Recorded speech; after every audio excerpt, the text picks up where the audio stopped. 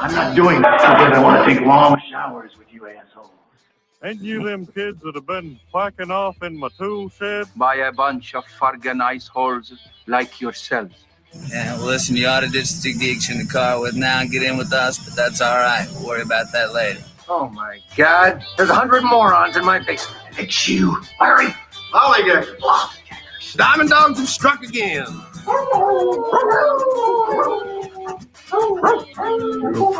No, they could be a lot worse. Why did you kiss my ear? Why are you holding my hand? Where's your other hand? Between two pillows. Those aren't pillows. Four of us wolves running around the desert together in Las Vegas, looking for strippers and cocaine. 1, 2, 3, Benchwarmers! Live from Scott's parents' basement, this is the Basement Benchwarmers Podcast. The Basement Benchwarmers Podcast is back after a week or so off of, I don't know, took a week off. Labor Day to celebrate labor. Yeah. And laboring. Lucky we're on Huber Law now. Yeah. Get back out. So, yeah, we were celebrating Labor Day. We took the week off. And we have a lot to talk about tonight. NFL season began. What? Really? This past week. Yeah, sure did. Major League Baseball, the playoffs races are kind of heating up a little bit. Boring.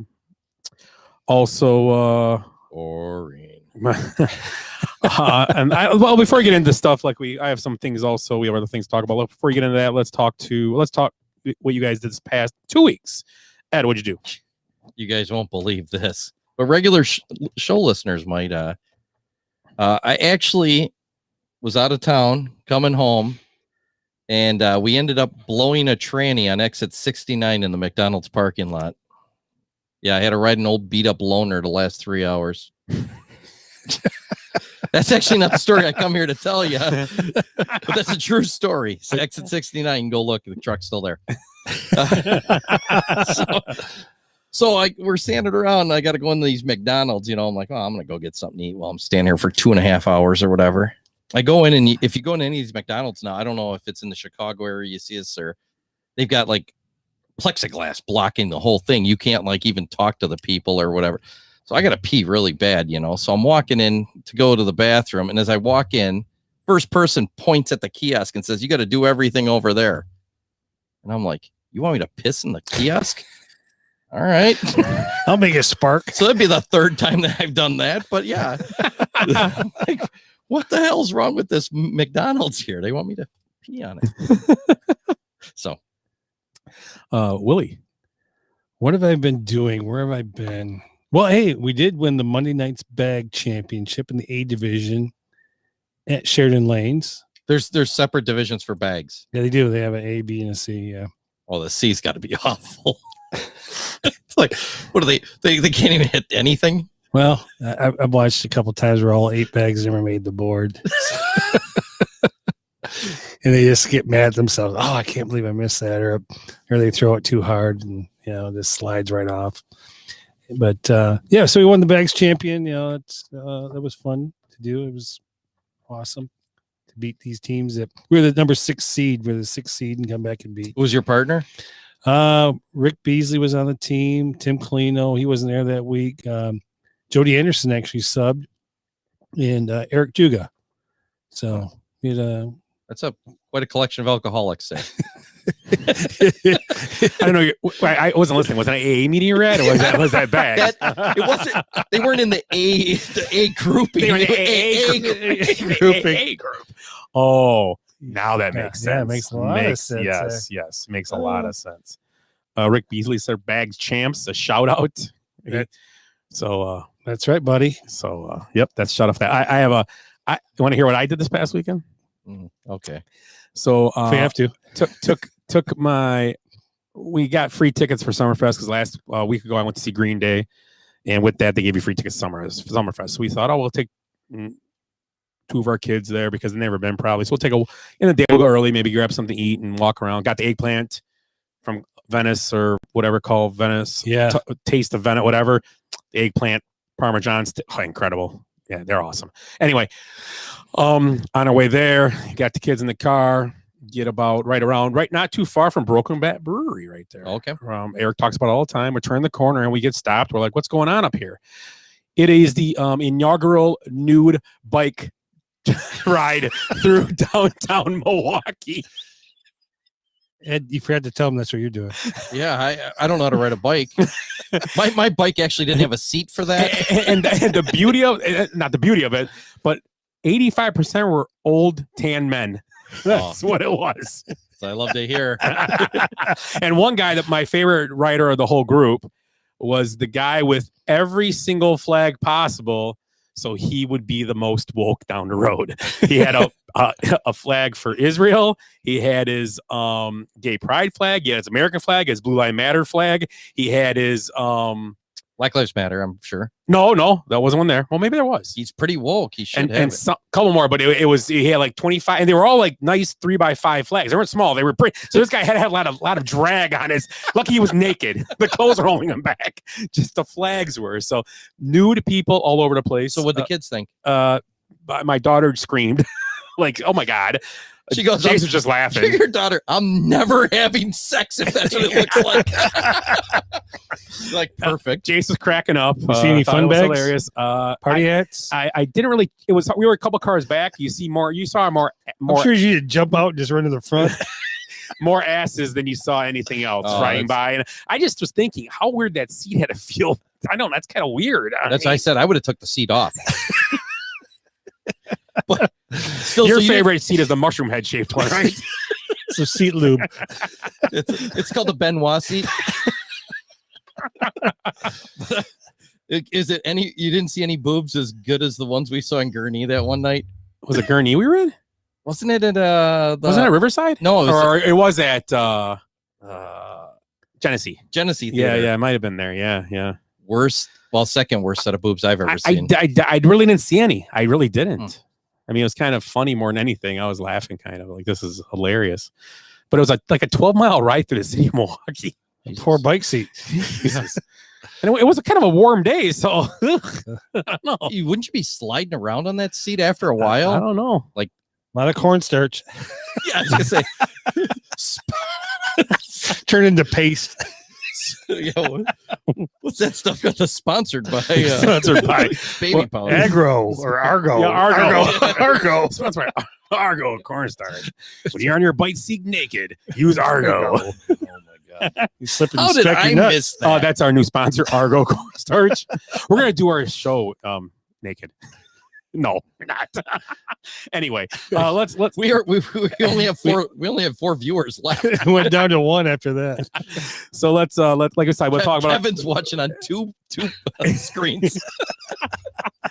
So let's talk about a few things, a couple stories I saw out there. World Series hero for the Chicago Cubs, Mike Montgomery, was thrown out of a Korean baseball league game after he threw his rosin bag at an umpire because he was upset about a call. So at least he threw one strike that day. So yeah, Mike Montgomery thrown out of a baseball game this week. I was reading that. Yeah, so he was thrown out. How far have they've fallen, right? Yeah. They all have. Yeah. Well, the problem is he had too much. His spin rate was too high on that rosin bag. So you're out of here. You're gone. See you later. Obviously, you're using something. Next story I saw this weekend, J.C. Tretter, NFLPA president, says that the coach for the Kansas City Chiefs should be fined because he shoved a player. If you saw the play, actually what happened was the play was in front of the Kansas City sideline, and the cornerback or the safety for Cleveland, Ronnie Harrison Jr., in the video looked like me, he was kind of like stepping over the guy, but on him, kind of not getting away. So the coach just kind of gave him a shove, and Ronnie Harrison turned around, gave him a shove back in the chest. Yeah, should have been equal. And what's the difference? And he thinks that this J.C. Tretter thinks he should be disciplined for this. The coach, I agree, but they all should be then every time. Or nobody should. Yeah. I mean, the player got a penalty for the play. I think I saw a flag up. I don't know if it was both sides, but here we go. He's gonna get tossed. Didn't he get tossed? Yeah. He did get tossed. And the player did. If you kind of look at the play, it kind of looks like he was kind of pushed into that situation. Yeah. he didn't do the best getting out of that situation. Yeah, that's the thing. Yeah. And then the coach jumped in, who the coach shouldn't be putting hands on any opposing player. Yeah. Well, yeah, take your chances though, I guess. Well, it looked like he got away with it now. Yeah, that's true. It's the NFL. I mean, lucky. I'll just say, who is the cornerback? Rodney Harrison Jr. Yeah, he's lucky he wasn't a woman. NFL wouldn't have done anything. Clinton Portis this past week was found guilty in healthcare fraud. Clinton Portis made over $43 million in his NFL career and became bankruptcy.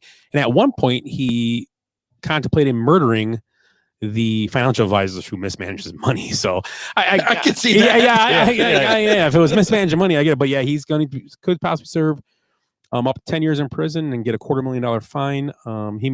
He allegedly made just over $100,000 during his scheme. Was this the one with the PPP scheme or something, or medical fraud? It doesn't say. It just says it was a health conspiracy to commit healthcare fraud. So I know there are a couple players with the PPP loan. They scammed some systems too. Yeah. So I don't know. Sounds like a nice guy. One more story before we move on. University of Miami grad, right? Yeah. Clinton Portis. Did you see this story this week? How baseball teams are starting to intentionally balk on purpose. Makes sense. I didn't understand. I thought about it. I'm like, oh, it's perfect. Yeah. They balk on purpose with a man on second to move him to third, so they can't look at signs. And you can pitch from the windup, and you can when you got a certain lead late in the game. Okay. Like earlier in the year, Craig Kimbrell, when he was with the Cubs, did it with a man on second, up by 3. He intentionally balked to move him over, which I don't understand. I understand the sign stealing part, but if you're going to give him third, what's the point of taking the balk? Just go to the wind up pitch. The guy's going to steal third on you anyway, so just let him have third, unless you don't get the steal for it because it would be catcher's indifference then, correct? Yeah, that. Well, that's kind of the same as catcher's indifference, as they're just letting him go. I mean, there was a video of one player, and I can't remember his name off the top of my head. He actually just was on the mound ready to pitch, and he just dropped the ball on the ground just to get the balk. I haven't seen this yet. I don't watch a lot of baseball, so it was comical. I thought it was funny. Yeah. So you guys have any stories to share from this week or anything? Anything you guys saw before we get to the NFL? Anything? I don't remember anything. Everything was NFL. I did watch some U.S. Open tennis. I did. Oh, yeah. What was that? What's the name? Was stop from the Grand Slam, correct? Yeah. Djokovic? Yeah, the Joker. Yeah. So I'm crying because he didn't get the Grand Slam in the calendar year. You know, his age too. Rod Laver was there, just shooting the bad. He pops sham like the Dolphins do every year. Yeah, he probably did. Is he the last one? Yeah, Rod Laver's the last guy to do that. Holy cow, it's a while back. In that calendar year. Oh, they've all done it. You know, I mean, a bunch of guys have done it. You know, not in order, put it that way. So gotcha. I see what you're saying. They've got the Grand Slam, but over a 10-year period. No. Just say like they win the Wimbledon, and then they win U.S. Open. They come back and win the Australian, and then come and win the French. Okay. So they kind of do it there. But he won it the Australian, French, gotcha. Wimbledon, and U.S. So he did it consecutively. So he's going to do it in a calendar year. Gotcha. Okay. So that's stupid. Exciting. Oh, the other, curling starts this Friday, curling night in America. On this Friday? Yeah, this Friday. Oh, NBCSN. Huh. Yes. I'm not busy, but I'm going to be busy now. I'm going to find something to do. There's got to be something to do. Come on. Aren't you going to be filming football that night? Yeah, I will be filming football. Either way, I will be busy. I will be busy. Yeah. Yes. Well, you can tape it. Even if I'm not allowed to film it, I will be filming it. I'll be staying outside the fence filming football. Right. I thought you had something, Ed. You were talking about something before? Nah, I forgot everything. What was the topic we were talking about tonight? What was the injury thing? We had like catastrophic injuries, like weird injuries that have happened to any sports athlete. Okay, let's do that right now. Let's check it out. So weird injuries that how about like change their course of their career and stuff like that. Okay. So Willie, Ed, you start since you it was the topic. There were a couple that weren't like. Kirby Puckett lost his sight after getting hit in the jaw, and there was a few baseball players like Tony Caligiero from your time, Willie. Yeah, get hit back in the day. Yep. Then got dizzy after that. But that's a pretty typical. The one I saw that was really weird was Bubba Smith, the police academy guy. Michigan State Was he? graduate. Yeah. He ran into a yard marker, but back in the day, they were a solid pole or whatever. It ended his career. Like, I didn't know that. I thought that was Really? a pretty good I injury. had no idea. Willie, you That's had one crazy. before the show you were talking about. You always talk about this one. Which one? Grammatica. Oh yeah, Bill Grammatica. I mean, everybody remembers that. He was a Arizona Cardinal. Got all excited because he a 42-yard field goal. And he jumps up in the air, all happy, and comes down and tears his ACL. Wasn't there somebody just Well, recently? at least he won a game because a Bear, and I can't Yeah. remember his name, did it when they sacked. I don't even think it was Brady. I think it might have been Garoppolo because Brady was out because they were beating the Bears so bad. He jumped up to celebrate a sack, being down by 3 touchdowns with 5 minutes left or 2 minutes left, and tore his ACL also. So I can't remember the Bears' name because he was a moron. So I'm pointing to remembering his name. There's some injury ones too, or, like changed history type things. Like Wally Pipp got dizzy, so he's like, "Oh, sit him down. We'll play the kid Lou Gehrig." And Right. like 14 years later, he's still playing. Well, I mean, just a coincidence. Tom Brady one, obviously. Yeah, There you that go, yeah, again. Yep. Another one is another. Oh, you got another one, Willie? Go ahead. I got one. Something near and dear to your heart. Sammy Sosa. Yeah, he hurt his back sneezing. Yeah. You remember that one? Henry Cotto with the ear cleaning his ears. You remember that when he was with the Yankees? Oh yeah, With the Q-tip. Yep. And he was out for a while for that. One of the worst ones. I was looking. Owen Hart falling off the rafters and killing himself. Oh. Remember that? Yeah, nice. That was pretty brutal. How about Drew Brees? The elbow injury that moved into that left him get out of San Diego and ended up being a Saint. Big change. Yeah. And Huge change. Worked out for him, obviously. 2 Super Great Bowls, for the one Saints. win. Yeah. There's one you always mention. Robert Edwards.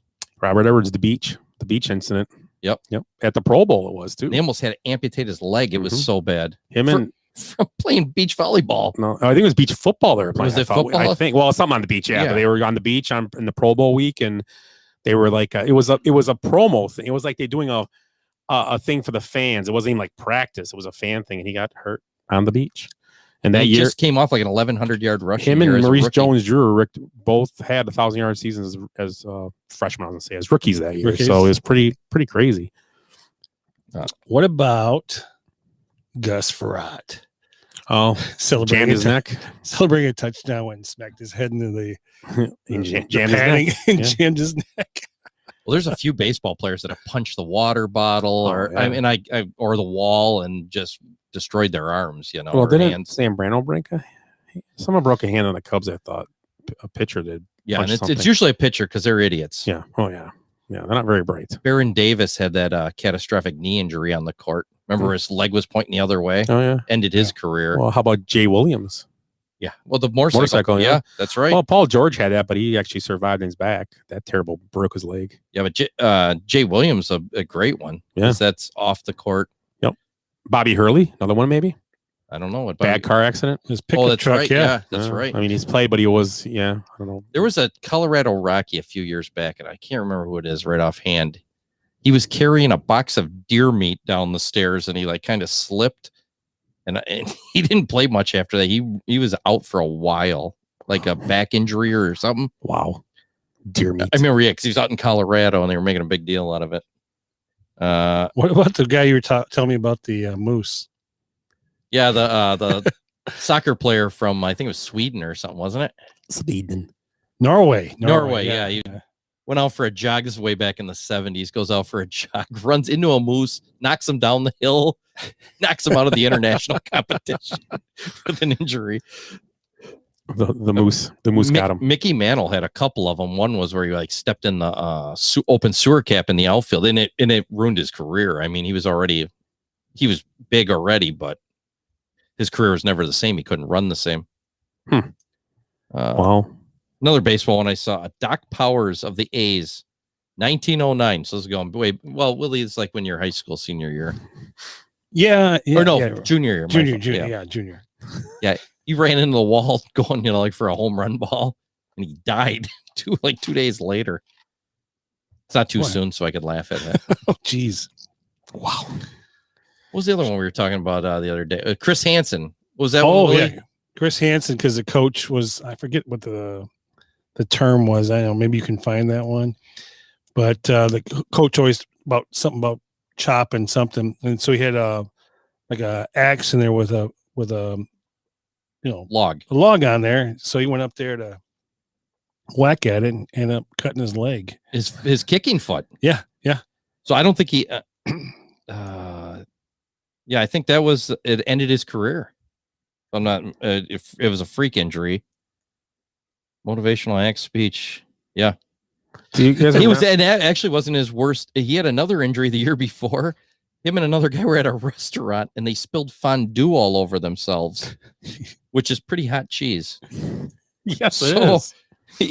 He was a left footer. That's okay. Yeah. So he punted with his left foot and received first and second degree burns on his hands and legs. Have you ever been to a fondue restaurant?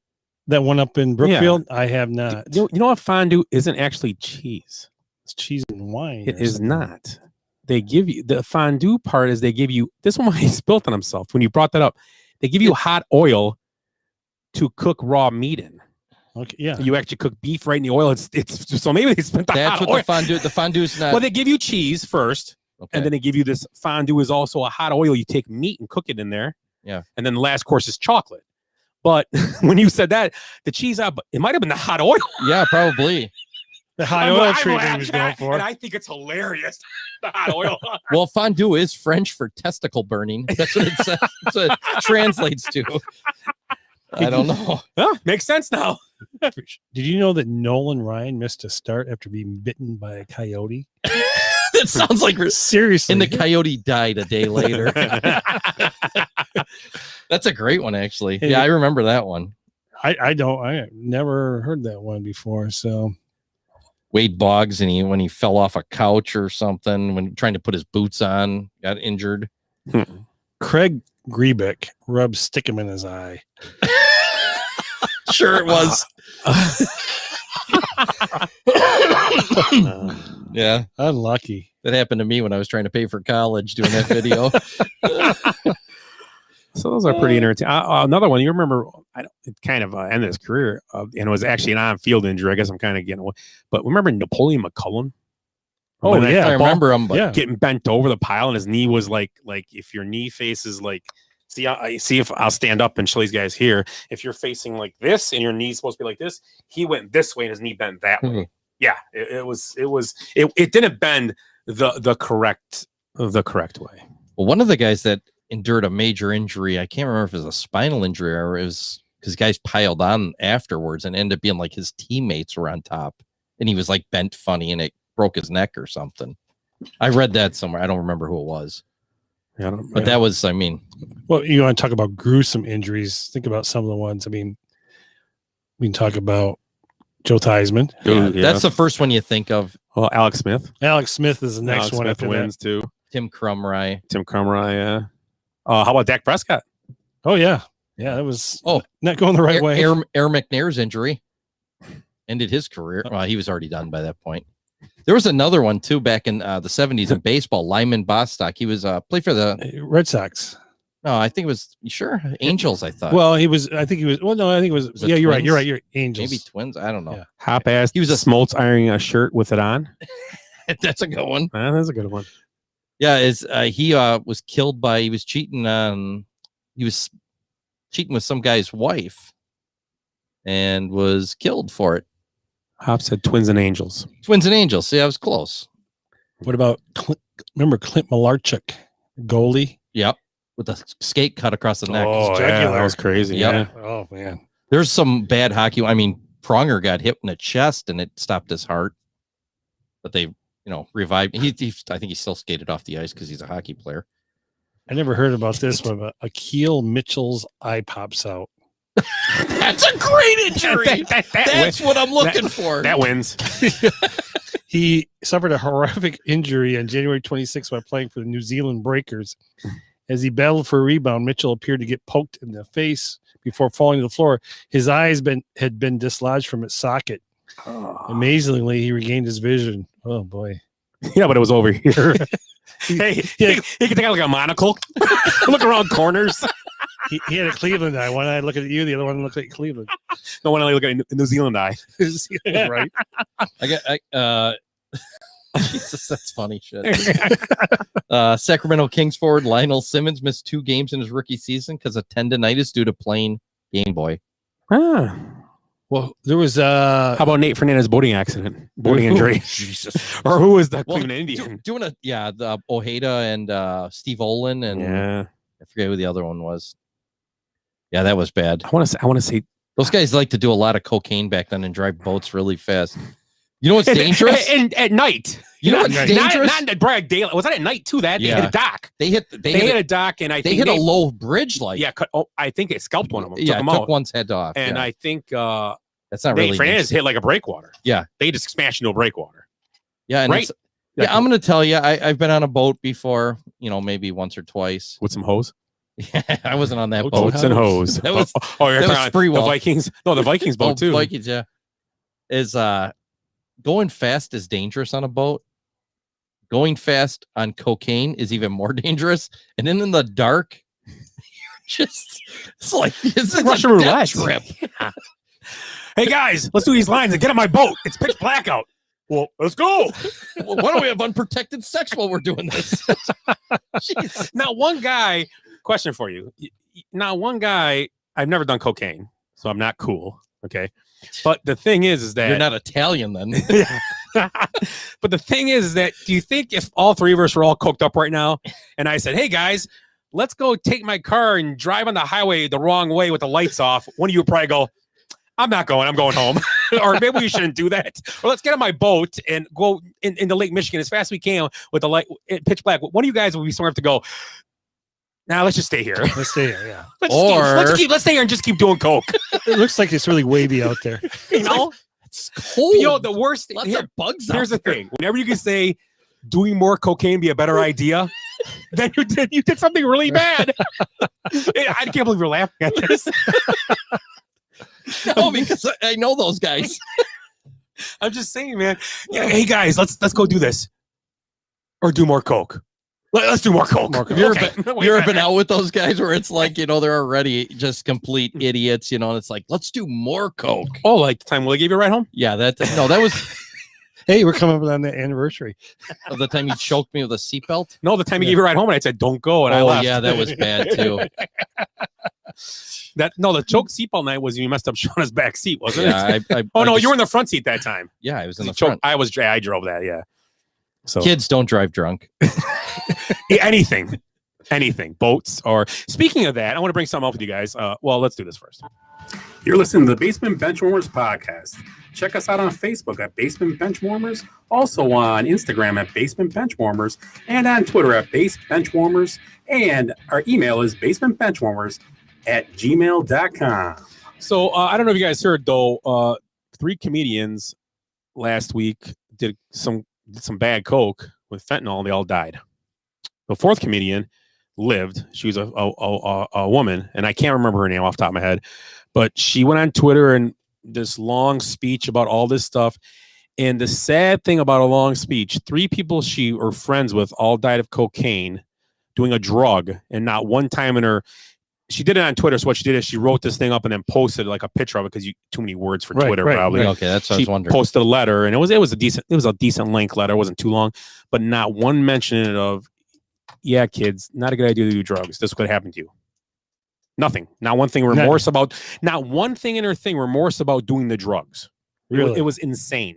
And I had to look at some comments, and like 10 people right in the first 20 said, "Hey, how about saying something about not doing drugs and stuff like that?" What did Greg Giraldo say? But you know what I mean? Isn't it kind of crazy? I mean, I don't know the girl. I don't know. It's just crazy. I don't know. Hop brought up Joel Zumaya's career-ending arm injury from playing too much Guitar Hero. Yes, that's right. the one I was trying to think of, Hop. Thank you very much. That's a good one. I just read this one. Hops had a career-ending arm injury too from too much Guitar Hero. Okay, from Malort Hero. Too many vinegar strokes. He's a young guy. He can still have those. Oh yeah, we're past that point. I just read one right when you went to the clip. What do you call that thing where it says Basement Benchwarmers? Yeah, the I'm not. Be a commercial, maybe, but not really. Just a promo. Yeah. Okay. When you did the promo, it says Hall of Fame offensive tackle Turk Edwards suffered a career-ending injury in 1940 during the coin toss. When he What? started returning to the sideline, his spikes caught in the ground. He tore his knee up, jogging in from the coin toss. Nice. That's What a good the one. hell? Yeah, that's a great one, actually. Not a great one for the guy. But He's probably been dead for a long time. That was 1940. Willie's still here. Oh, good point. Hey, what about Sorry, Turk. Turk Cutter. my favorite? Look at that Turk cutter.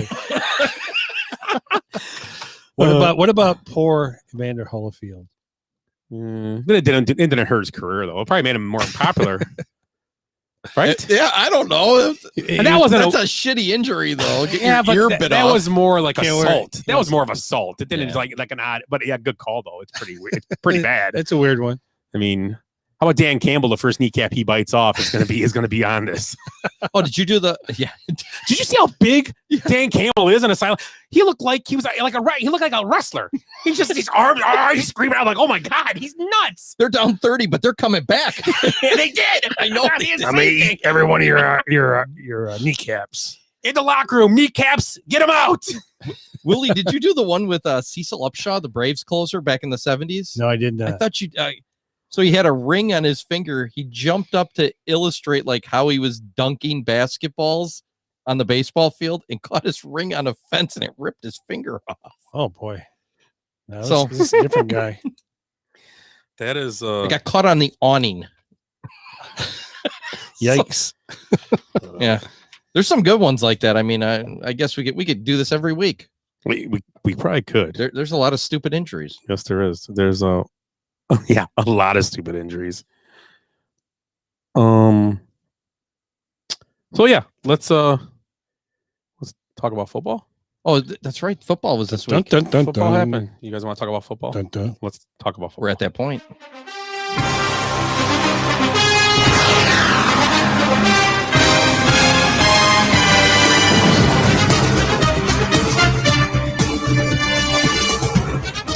So this week 1 of the NFL kicked off on Thursday night with Dallas Cowboys and Tampa Bay Buccaneers in Tampa.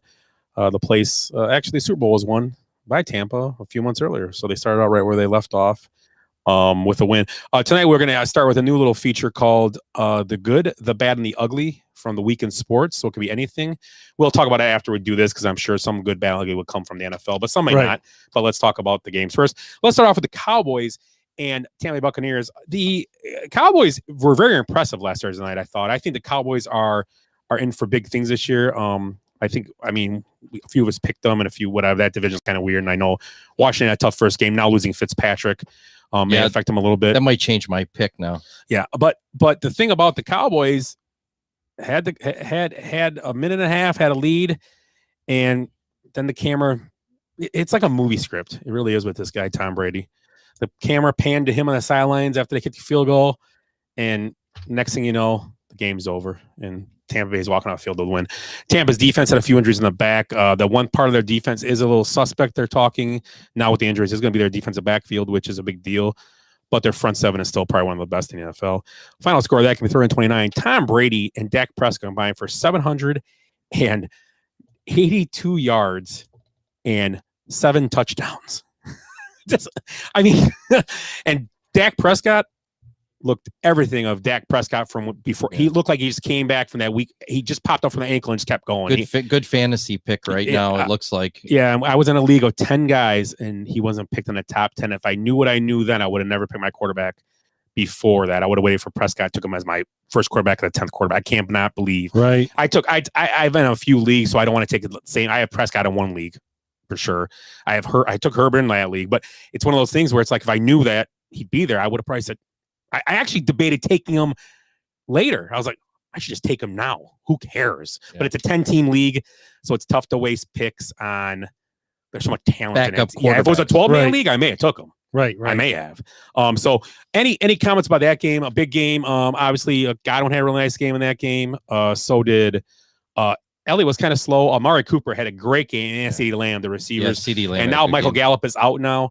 So those guys will be more in touch with the offense than they were that night. So we're going to see what happens with that. Leonard Fournette, quiet game running, both Elliott and them. And Antonio Brown, Yeah, let's see if Antonio Brown plays like that all year. Oh yeah, they're gonna be tough to beat. Ooh, and Gronk looked like Gronk from. Yeah. It was Both of those guys looked, and Brady too. It was insane. It was crazy to watch. But Dallas's defense has gotten better. They played well in spots, but it'll be tough for Tampa in spots. You're going to see it as it goes down. I think we'll talk about the Saints in a minute, but the Saints defense looked pretty good yesterday, so they're going to play better teams obviously down the road. Dallas defense, I don't know if was ready for that spot, but Dallas, the big stat if you watched the game last week, they don't play a team now. Obviously, I hate looking at strength of schedule because I believe strength of schedule should be looked at after the season. You should go back and go who had the toughest schedule after the season's over. But right now, the Cowboys do not play a winning team again till week 11 from last year. They have, and obviously their divisions in there because they're going to have 8 but still, games you're playing. You get to play the Eagles who looked decent yesterday. You get to play the Giants who looked terrible yesterday, right? And you have to play the Redskins who's going to be they're going to fight you tooth and nail with that defense. But I'm telling you right now, the Cowboys could come out of their first 11 game at the going the game. They could be 7-3, maybe even 8-2 if they play like this. And Zeke's going to just get better because that Tampa Bay front run defense they forced them not to do with that game. Right. I mean, I saw one play where Zeke just got somebody hit him in the shoulder pads and knocked him down. Yeah. Did you see that play? Yeah. You remember seeing that? I'm like, what the hell's going on here? But I guarantee you one other thing though. It's probably going to be the best Thursday night game you see all year. It might be. It might be. Because you know how bad Thursday night games are, you know. So, yes, there's going to be a lot in this first week, though, like with Zeke and Fournette. You saw there it was very little teams ran the ball well. No. There was. I'm trying to think of any running backs that had huge games. The Bears? Yeah, the Bears. Montgomery, surprisingly, they did. That's good. He ran the clock down. Yeah, that's good. They needed that. But Montgomery, fantasy, keep my dynasty guy. No, so I was happy with it. The McCaffrey, yeah, you're right. Not wasn't many. It was. I don't know if Gibson got close to 100 yards. I had Henry, and he only put up like 44 yards. Yeah, we'll get to that. McCaffrey only got 98. Yeah. Yeah, but he caught like 12 passes. Right, yeah. So let's go to the I wouldn't call it a surprising game, but just how it was played out and how it went. It wasn't a surprise what the Cardinals did, but just how the Titans played against them. I don't know what. It's one of those games. It's game once. It's questions you can ask in a lot of these games. Are the Titans that bad or the Cardinals that good defensively? I think it's a little bit of both. I think the Titans just looked out of sorts. Their offensive line is really good, and they couldn't do nothing. Chandler Jones, 5 sacks. I mean, he had 3 sacks in the first quarter. Insane. Yeah, wasn't there some guy sitting here at the table that said Arizona came and named one guy in their one defense? of us said Chandler Jones. He's like, well, who's that? Well, I don't even know who that is. The Packers going to use them. Packers going to use 2 of them. I wish Petey was here tonight. And Eric. Why aren't they here tonight? I don't know. Anyway, Kyler Murray, 5 total touchdowns, 4 throwing, 1 running. Thank you, Kyler. Build as usual, yeah. Tannehill, a slow game. Derrick Henry, as you just spoke about, very slow. Edmonds, decent. Hopkins, 2 touchdowns, 6 for 83. And that was about it. The Cardinals, it was all Cardinals from start to finish. And I any comments to that game? Kyler Murray, like I said, if he stays healthy, he's fine. Just don't want to get him nicked up like last year. His game changed in week 10 last year. And if he stay away from getting nicked up, we talked about that a lot last year. You could just tell his game changed, and it changes his passing. It does. A guy like that needs to be able to run. Well, Josh Allen's kind of in the same situation. When he can run, it makes it hard for the defense. And we'll get to that game too. It's just some decent matches this first game. You really see them coming till they happen. And I think Tennessee got surprised. I think Tennessee is almost a mirror image of what the Packers did. I think they got surprised by someone they didn't think they'd be surprised by. And I think that Tennessee and Green Bay are better. They're going to be there at the end most likely. And so will the teams they played though. That's the crazy thing. That Arizona team, that offense looks a little better than it might. We thought if that defense can play that, if that defense can do this all year. Well, if the defense does this all year, they're going to go Super Bowl. Let's just put it that way. It's going to get tough as it goes on. But I think Arizona looked really good yesterday. Anything about Arizona, Tennessee? Well, I think Taylor Lewan is like going, what the hell happened to me? I mean, he's like, he really showed me where my weaknesses are. He goes, he's going to make me a better player, which I thought was great. The guy. Or might be a career-ending injury. yeah. His neck's sore from looking at him go fast. Yeah, chasing him. Oh, well. So a debut, a decent debut for Trevor Lawrence. A very good one, I thought. 333 touchdowns. I think he threw 2 interceptions or three interceptions. But I mean, that's going to happen. Yeah, when you're trailing too. The learning curve. But I gave Tyrod Taylor had a nice game. Brandon Cooks had a very nice game. DJ Chark had a decent game. Running that game was Mark Ingram, 85 yards on 26 carries. Not very impressive, but still got the carries to keep the game going. The thing about that game is that I was on the Urban Meyer thing. Let's give him a chance and all that. But after watching that yesterday at times, he was out-coached by a first-year coach that was I believe he came from, I can't remember where the coach Texans came from, but not that Urban Meyer has the pedigree, but I read a couple of things I read, and is Urban Meyer, could he be another Bobby Petrino type guy that says, F this, like in game 12 or 8 or 9, and says, I'm out of here. Now, with a rookie quarterback, it's kind of hard to do because your expectations aren't as high, but there was just things in that game. He was just out-coached. They were just outdone. And to be honest, man for man, the Texans aren't that much better than Jacksonville. I don't believe. And they look that day like the Texans look like world beaters. I mean, I still think the Texans are a 3 or 4 win team. I really do. Right, Three or 4 win team. I do. Like how you're talking them up now. I do. I had him at 2, I think, in my picks, but I had Jacksonville beating them week 1, so I got to give him 3. So Jacksonville, though, I think they at times Trevor Lawrence showed he can play NFL football. I don't think there's a question about that. It's just about building together as a team. But the problem is if your coach can't lead him to that, I don't know. We'll see. What do you guys think about Urban Meyer's debut? Well, I mean, and remember, he's a rookie too. Right. So, but there's a lot of like old school players that really don't like this guy at all. He doesn't like the people. They don't like the people he's bringing in, to coach. I mean, first of all, I think he really pissed him off when he brought Tim Tebow in, to try out as a tight end and stuff like that. But I don't know. I think it might be short lived. As I don't know what his contract was, but it's got to be like 4 or 5 he'll years. be given 2 years there, maybe. He should get 2 years. At least 2 or 3. You know what? He has a chance. I guess when I said that, I would still give him a chance because when you look at it, is that he is a rookie head coach in the NFL. Okay. And he's got a rookie quarterback, and whatever you think he did right or wrong in that game, he's got time to maybe. Well, they don't even have a running back either. Yeah, I mean, Carlos Hyde was their leading. Yeah, Robinson didn't get much yesterday, so I don't know. They said it was going to change this week. Yeah, that was because they were so far behind. Yeah, and Hyde was more and Hyde might have been the reason they kept for protection purposes. Yeah, he's a bigger guy, not that Robinson can't protect, but a bigger guy, bigger body. So let's move to. Oh, I'm sorry. Did you have something about that game? No. Okay. Well, and it's the first time he never threw 3 interceptions at Clemson ever. Welcome to the NFL. It's a And different world. Right, it's a lot faster. And then did he lose? He never lost a game in high school, right? No, he's only lost one his whole life. I think the one they lost in the championship game 1 year. Right. So and there was a weird stat. He's only trailed like twice in his life or something like that. Yeah. In football, only trailed. And that was that game in the national championship game they lost. And then against the Houston Texans. Against the mighty Houston Texans. So the next game on the thing here is Chargers, the football team, versus the football team. 20-16. That was one of the better games of the day. Defensive game. I think the Chargers, this is the game the Chargers would have lost last year. And I think this is what sets them apart from last year. This is the game they won. Herbert his numbers weren't great, 330 and a touchdown, but he made some good throws in that game. And they played really, really well, I thought, in that game. And I think this is a game they would have lost last year, and winning a game on the road for a team last year who lost by an average of 4 or 5 points. This is a huge win, and it's a huge boost for them. Rookie head coach there also. So anything to say about the Chargers and the football team game? Yeah. I mean, one of their players, Chargers, I don't even know who it was, came out and said it feels good to win these close games that we were losing last year. Yeah, I that's the first thing I thought when they won. I'm kind of rooted for them a little bit because I was, and it was a tough defense to play against. Yeah, I mean, they only got to him a couple times. The Chargers line played really, really well, so that's a huge key too. I mean, Gibson had a good day running for the Washington football program, and then Heineke came in. I think Heineke's Heineke. I think Heineke will be fine. I think they'll be fine with him. I think he can win him some games. He's not. I don't know if he's a starter in the NFL. Obviously, they didn't think he was, but I don't think he's probably one of the top backups in the league. I would say he is. For all the guys that took McLaren, though, and thought he was going to get, an uptick from last year. Yeah. Well, we'll see what happens. Yeah, we'll see. He got 4 catches. He had 6-7 targets in that game. So we'll see how it goes with a whole week of practice and all that. We'll see.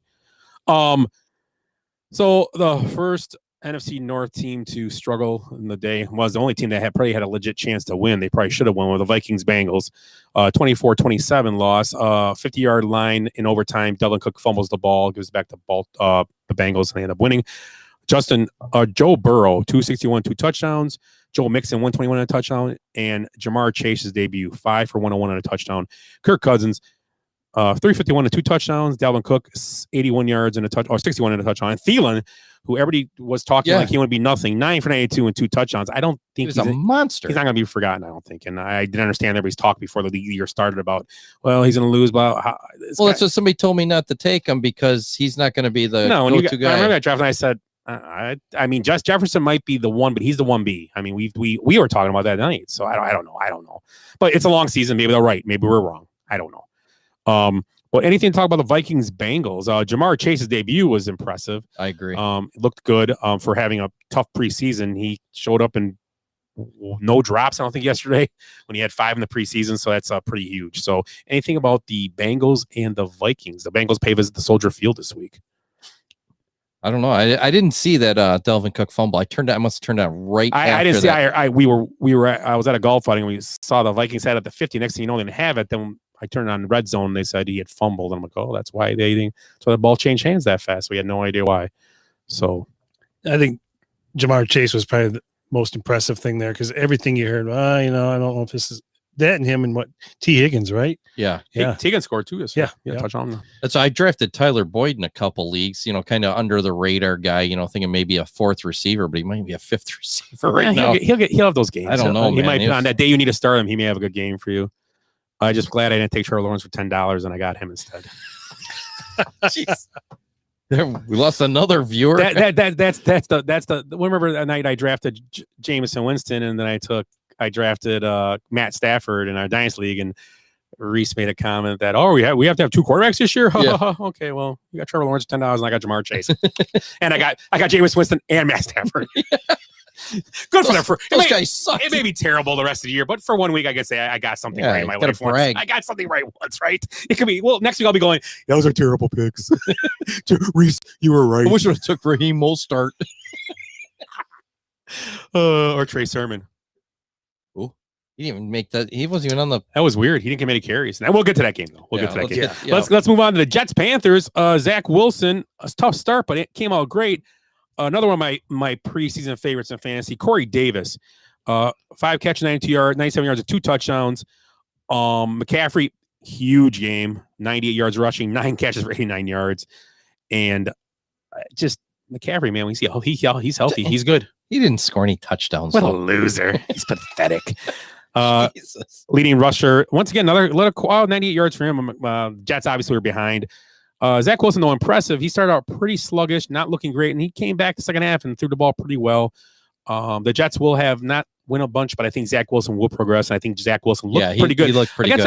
A decent, better than I thought Panthers defense. I actually like the Jets in that game, but both teams, you can just tell they're decent teams. I think Zach Wilson is the better quarterback over Darnold, but Darnold had a decent game too. So any comments about Jets Panthers? Oh, that's what I was going to ask. Anybody see that game where Darnold, how he played? He had 279 and a touchdown. I know he ran one in. It's about comfort and a change of scenery sometimes make you better. We'll see. I mean, they got to win. How many times did he throw for 279 for the Jets? And a touchdown. Yeah, no, right. He had 2 touchdowns total rushing in. So, and poor Zach Wilson when he got. I'm reading here, he got sacked 6 times. Yeah. And we didn't see the game. Who knows if that's him? Rookie quarterback's a little too long. You don't know. But when you got all new running backs, so who's blocking? Yeah, I mean that team's. That's all. It's just patched together. That'll be a team. If you're a Jets fan, you have to be going, okay, we get to week 10 or 11. That's when you're going to start seeing the Jets team. You expect to see improvement. When any team that's in a situation like they're trying to do a changeover, which they are, week 9, 10. That's when I always say, okay, that's when you got to see the progression and see them actually going out, maybe competing with the Patriots or competing with the Dolphins or competing with the Bills, not winning, but going out there, maybe losing the Bills 19-14 or something like that. Going, hey, that's impressive. They play good, and that's you got to see. And I like what the Jets are going because I'm a big fan of Robert Saleh. So hopefully they. And it looks like Denzel Mims got a long pass, which he's been beat up for 2 years now. Yeah, on and off the field. So yeah, I mean, at least it looks like they're going in the right direction. Another guy, rookie quarterback, Eagles, Falcons, sophomore quarterback, Jalen Hurts, 3 touchdowns yesterday. Miles Sanders carried a load for the Eagles, and Devontae Smith, his first NFL touchdown also for the Eagles. Matt Ryan didn't look great. Ridley 551 And Kyle Pitts, not much to be said about Kyle Pitts yesterday. 4 catches, I believe he had for 40 yards. So Eagles win and just dominate on the road. Big win for them. Jalen Hurts looked really well. And I'm going to keep saying that this is such a long season. It's a case of, when you play a team, because the Falcons, they came out pretty well. They were moving the ball. They had it, and all of a sudden it's like, we're done with this. And the Eagles just took over. It was crazy. It was like a switch went on. I mean, I think you look at it now. Is there a new system there? Is there a new system in Philly? Yeah. New coach. So they did some different things. Yeah. So I think and the Falcons have a new system too, right? Didn't Dan Quinn just get fired last year? Yeah, I think so. So yeah, everything's new for both teams, but one team seemed like they polished out the new thing better than the other team. Right? I don't know. I just shakes his head. I don't want this game's dumb. Move on. True. Next. So next game, kind of a little bit of a surprise. Now, Steelers go on the road and beat the Bills. The Steelers defense looked really, really good yesterday. Block punt for a touchdown. 23-16 after trailing 10-0 in the first half, and then second half it was all Steelers, 23-6 in the second. So Josh Allen 270 and a touchdown. Devin Singletary had a 72 yards rushing, and Stephon Diggs 9 for 69. Juju 452. Najee Harris a quiet debut, but the big thing about him fantasy wise, he was the only guy to carry the ball for them, and he had 3 or 4 targets on the backfield. So rest assured, Najee Harris, all Najee Harris owners, don't worry, he'll be fine. Yeah, there was no other carries. He was the only running back. That's what you want to see. You don't want to see. So he'll get the ball. And Roethlisberger at times looked like he was every bit his age, but as Roethlisberger does, led him to win on the road. Yes, he did. Another team that I think will be okay is the Bills. I'm not gonna. I'm not selling them out yet. Going to finish second to Miami. I'm calling it. I was all over that yesterday.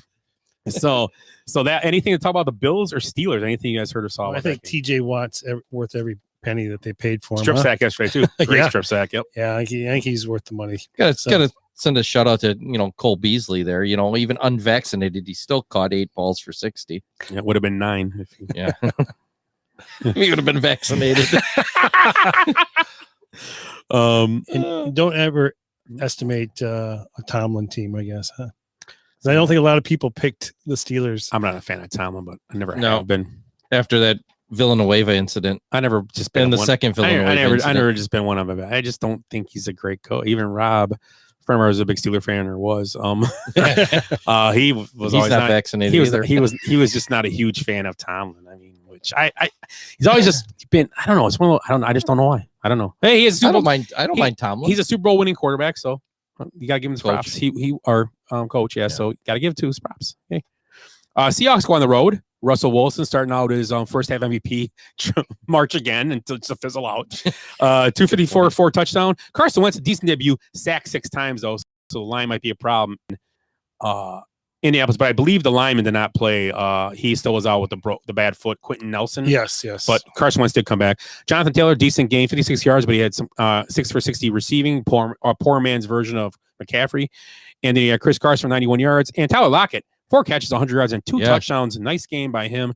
Russell Wilson, him hooking up. It's like a mirror image of last year already with those guys, man. They just look like they played a great game. Carson's solid. He goes under the radar. Yeah. And the Lockett's way under the radar. Yeah. I got him, and I picked him in the draft, and I was almost like, oh, I'll take Lockett, I guess. Yeah, and he's outdoing Metcalf already. Yeah. Again. Yeah. But whatever. So anything about the Colts? Glad to see Wentz look decent in the offense. Yeah, right. He looked better. Sometimes get that right, the scenery thing, and the right guy. Frank Reich's his guy, and Frank Reich trusts him. So anything you saw about that game or anything you like to talk about Seahawks Colts? Well, if you look at the stats, one of the problems you see is they ran the ball 30 times, 113 yards, but their leading receivers, Jonathan Taylor, Naheem Hines, I mean, right off the bat, they're only going short and not moving the ball down the field. Yep. Well, and hopefully, and it'll change. Hopefully, Michael Pittman will get involved more for them, and once they get T.Y. Hilton back in a few weeks, just because it looked like I read an article that he didn't have much time to even let the plays develop and get the field down. So we'll see. We'll see how it goes. With Russell Wilson, he's playing a new offense with what Waldron, I think, is the offensive coordinator. Yep. So a lot of more play action is what Wilson likes, and so that's what he got a lot of. Mm-hmm. So I think his conversation he had with Dan Patrick last year, some people were listening because he wanted to be more involved with what they're doing. So yeah. So someone's listening. That's good for them. Yep. 49ers Lions, a good game. Willie's Lions had a chance at the end. 41-31. They were pretty much being blown out of the building for a while, and they just got back into it in the fourth quarter. Garoppolo, 314, a touchdown. Trey Lance also throws his first touchdown pass. Jared Goff, 338, 3 touchdowns, but he did have a pick 6 in that game. Mitchell was the back that took the over. Running back of the day. 104 for 1 touchdown. They are like I like to call the San Francisco 49ers backfield the ice cream shop because they always have a flavor of the day. Right. Well, they're kind of like New England was for all those years too. I mean, that's why you never draft these guys. And we were talking today. I was talking to some guys, and the question about why didn't Trey Sermon might not be able to block. He may not be a pass protecting type guy. He wasn't even dressed for that game. I don't believe. Oh, really? I don't know. I don't know. If Hops wasn't, he'll know because he has him. He'll be able to tell us if he was inactive or active. Wasn't he inactive? I don't know. I'm not sure. But I think he would have got more carries if he was. He got 0. So okay. Mostert had 2. Yeah, and Deebo Samuel, he had the big fumble right at the end. Is that who had the fumble, or was it Ayuk? No, him. 9 for 189. Deebo Samuel, but he had a fumble that gave the Lions the ball back. If he would have just went down after catching the ball for a first down, the game would have been over. He went to go and he fumbled, and the Lions got it back to chance going on the field, and they almost had a chance. Hockenson, he had a huge game. Yeah, Hockenson 8 for 97 in a touchdown, and Jamal Williams, nice game, 54 in a touchdown. Yep. But the big thing, fantasy wise, Jamal Williams and Swift are must starts. They're going to use them both. They're going to use them both. They well. caught 16 passes between the two of and them. Dan Campbell is goddamn going to be sure you do it. Right. If you don't start him, he's going to come to your house and bite your kneecaps off. Start them both. That's what he's saying right now. So anything about the Lions, Willie, that you liked? What'd you like? Let's talk. Being a Lion fan, what'd you see yesterday you liked? You could tell a big difference in coaching. You know, I mean, Dan Campbell didn't quit. He's like, all right, guys, we're going to go out here and we're going to do whatever we have to. I don't care how many points we're down. We're going to try to win this game. And I think, he had all their ears and they're all listening because they, like I said, didn't want to get their kneecaps. Got within 1 score. It was so close to, I mean, it was good to see. Their problem is they don't have any receivers. They have none. No, you're right. You're right. They really don't, not the big names anyways, but it was good to see was that Penny Sewell, he played really well against Bosa in that first half. I mean, I don't think Bosa got a tackle until like the end of most of the first half, but the second half it changed up a little bit. But when you're always passing, it's different, right? Okuda went down though for it looks like the year. Yes, he's out. He's down. He's out. Achilles. Yeah. So you know right, about it was Scott. Achilles. Yeah. So the other game, kind of the Browns let one slip through their fingers. The Browns are 1-21-1 since they came back to the NFL on opening day games. 1-21-1. Did you guys watch that game? I did. It was just that team cannot come back. They're only built to play from ahead. Well, they run the ball. They cannot when they had to move the ball. But they if could it not. wasn't for that punt mistake, they probably would have won the game. That punt. Oh yeah, but they gave up a 75-yard touchdown when they were up ahead. And that was terrible. Then they go 3 and out for the first time all day. Mm-hmm. Then they fumble a punt on the 10-yard line, and they couldn't move the ball after that. Yeah, it was like they gave up. But I don't think they can move the ball down the field in chunks. I don't. They can run the clock down and beat the crap out of you. But I mean, but you think about game plan. I think they're kind of hurt them a little bit, but because you got Chubb, you got Hunt. Well, remember though, they had that bad snap. They also had a fumble. Yeah.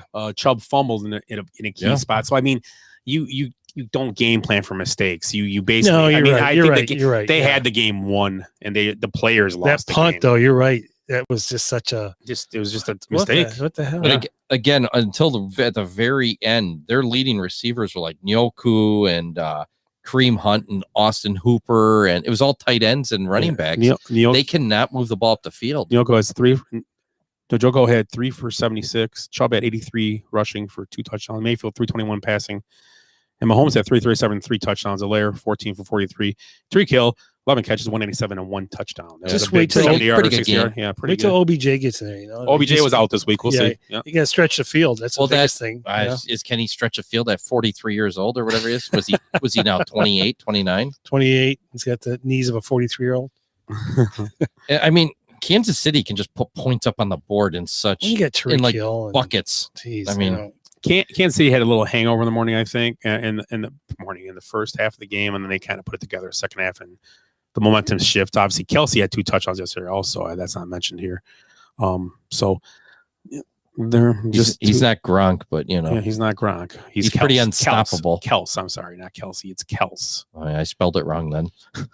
Broncos Giants 27-13. Bridgewater's debut 264, 2 touchdowns. Melvin Gordon had a long 70-yard one. Ended up with 101 and a touchdown. Judy out for 8 weeks now. Had 6 or 72. Daniel Jones 267, 1 touchdown. Also, Daniel Jones led the team in rushing, 6 for 27 and a touchdown. Sterling Shepard 7 for 113 and a touchdown. So the Giants are who we thought they were. It looks like at this point, they didn't look anything great. I think Barkley is going to be. It's going to be a long process. He didn't have many carries this year. I don't think he came in and out. They're weaning him back. And my opinion of that, if you're not going to play him and give him the workload, then you need to just inactive him for a couple more weeks until he's ready. Give him 2 more weeks off. Do the loads and practice. I don't know. Let's see. We'll see. So I'll ask you guys: is the problem there the offensive line or the scheming, or they've got 3 very solid receivers. They've got a great running back. I think it's just the Giants. Don't think they're great. Defensively they're okay. I don't think their offensive line is okay. And if Barkley's not 100%, which I don't really believe he is, they can't put points on the board. They couldn't last year. If Barkley was at full strength, they probably win this game. It sounds crazy because it was close. It was a close game. It was 10-7 at halftime. It was close. It was 0-0 in the first half. You need that 1 or 2 plays. They didn't get those 1 or 2 plays they needed. So I don't know. The Broncos. I think the big difference there is Von Miller's back. Yeah, Von Miller. Yeah, and the goggles. Yeah, he had 2 sacks, didn't he? Was he cleared by the NFL to play then, or they haven't decided to do anything yet? Because he had something too, didn't he? Guy, no, he was. That was. It was a fake thing. Yeah, something happened where it wasn't. It was though a fight, right? I think so. Yeah. It was something like that. He was involved in something. Yeah, and I think it. I don't know. Yeah, obviously there's nothing going on. But okay. Yeah, I think it was. Yeah, I don't know. Oh, it was. Did he get a fight in a goggle shop? That's mine. Those are mine. Those are mine. I want those. Those are Bronco orange. I want those. Pop in the face. So now we got all the big games coming. Ed's favorite new team, the Dolphins. There was my team last year. Now they're Ed's. Yeah. Dolphins. I don't have it yet. Oh, we need that Dolphin. Dolphins win 17-16. The Patriots had their chance, but Bill Belichick had to be. I actually saw steam pouring out of his ears when Damian Williams fumbled that ball because Bill Belichick. Damian Williams is a talent. He's young. But, man, if that was early in the game, I don't think Damian Williams would have saw the field again. That's just how Bill Belichick rolls, man. You do something like that, you don't play much anymore. So Damian Harris. Well, Damian Harris. I'm sorry. Yeah, Damian Williams on the Bears, right? Right. Yeah. Damian Harris. So I will see how that goes. Damian Harris did have 100 yards rushing. Mac Jones looked decent, 281, 1 touchdown. Aguilar had 5 for 72 and a touchdown. Parker, 4 for 81. Also, Waddle had his first touchdown in his career. All 3 big receivers scored touchdowns yesterday, I believe, right? Devontae Smith, Jamar Chase, Jalen Waddle, and who was the other receiver taken up there this year? Was there another one or just those 3? Who's the other guy from Alabama? Devontae Smith? Oh, Jalen Waddle.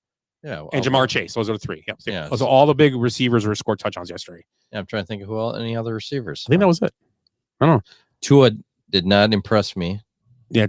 1 yard rushing and only 200 Tua looked like Tua. I told you he's got to be good this year. Like he's going to be gone. He looked more like Threa. Like we talked about. He looked like Wanna. He looked like Wanna. He had a 1 yard rushing. So anything about the Patriots Dolphins? Do you think they miss Cam? Go ahead. I'm sorry. They miss his fashion sense. Yeah. Mac Jones is the first quarterback since at least 1950 to lose his NFL starting debut while passing for 275 plus yards with at least 1 touchdown, no interceptions, and a completion percentage of 70 plus. Those are all good numbers. That completion percentage is good no matter how long. How many do you have his stats? How many passes he threw or how many he completed? He 29 of 39. So 29. So he just under 10 yards or 10 yards. 10 yards. About 75%. So 8 to 9 yards of reception. Not too bad. So decent numbers. That 70% is pretty good. That's a big number. And he's hitting Aguilar and Myers and I mean, he was hitting some of his receivers, so it wasn't just like dumping it off to James White the whole game, you know. Right. Well, back in that stat, there's 3 rookies that have done that won their game. Rookies. They have to be rookies. Oh yeah, good. Sorry. Yep. So 3 rookies have done that won their first game. Rookies, or so. Obviously, it can't be Mahomes because he wasn't a rookie. It has to be his first year. First QB since Okay, so these are rookies. So it had to be in that and had to win the game. Yeah, they won. These 3 have won their game. Was it Herbert? No. Ooh, these are some like. How about Roger Staubach? I was gonna say Montana was one of them. No. One played for Baylor. Oh, right, Robert Griffin. Yeah. Oh, geez, good answer. And then there's another one. I'm just going to tell you. No. Okay. What team do you play for? One played for the Dolphins. I'm not sure if this Don Strack. If he did that with Bob Greasy. Nope. Is he Dan Marino? No, this guy's like you like go, what? Really? Him? Did he play for the Dolphins and somebody else? Yeah, I'm sure he did. I think he played for Washington too as well. The Redskins? Yeah. I have no idea. I don't know. Jay Fiedler. Oh, Jay Fiedler. Wow. And then the other one, I think he played. I can't remember. I think he played for the Giants. I don't remember. Jeff Hostetler. No. Phil Simms. First name's Rob. Rob. Oh, I can see his face. Rob Johnson? Yeah. Nice. Really, Rob Johnson. Ugh. Yeah. Wow. Boy, those trees. So that means nothing. Yeah, those It really doesn't. They won So their Mac games. Jones is gonna win the Super Bowl. Okay, so let's move on to the Saints Packers. Who? What? The Saints game? Eric, where are you? Well, it was not what I don't think anybody. Not that the Saints winning wasn't anybody expected. The game was, I don't think, what Vegas didn't. what anybody expected. It was kind of a weird game. It wasn't a good game. It was overall a bad game. It was just a bad. To be honest, I don't know. Of all teams that lost here, I think the Packers were the worst team. Were we going to do the good, the bad, and the ugly? Well, I'm not doing it yet. Yeah. But yeah, let's go with this. Winston had 5 touchdowns, 148. Kamara, 83 yards rushing. Harris, 72 and a touchdown. Adams, 5 for 56. A.J. Dillon led rushers, 4 for 19. And Aaron Rodgers had 133 passing. Yeah, the Packers' 2 big running backs had 9 carries for 28 yards. Yeah. The huge running back. All that money spent on him. Yeah, and before the game, there's an interview with Fox that Rodgers did again, talking about basically how he's wronged again. He's rehashing this every time he gets a chance, and I don't understand what this is. He already had his moment where everybody loved him because he went in front of the media and MF'd the front office, MF'd everybody around him. But all this talent come out and win. Yeah, all this talent on the field, he still has talent. He has I don't care what they drafted. How many catches around the combat yesterday? The guy he had to have. He got 1 rush. Okay. Oh no, 1 catch and 1 rush. So the guy he had to have, he did nothing. Okay, and it'll obviously for some reason it always gets go over there, but they'll blame the coach and he didn't put him whatever. But he has Devontae Adams, he has Aaron Jones. I mean, like Ed said last week, these guys are getting drafted in the first round of most fantasy drafts. When you have 2 guys in the first round of fantasy drafts. That's a pretty good team. Those are good offensive weapons that you have at your disposal. Right? In the top, say a 12-team league, how many teams have 2 guys that went in the top 12? The Packers. Who's another receiver that got drafted at the end?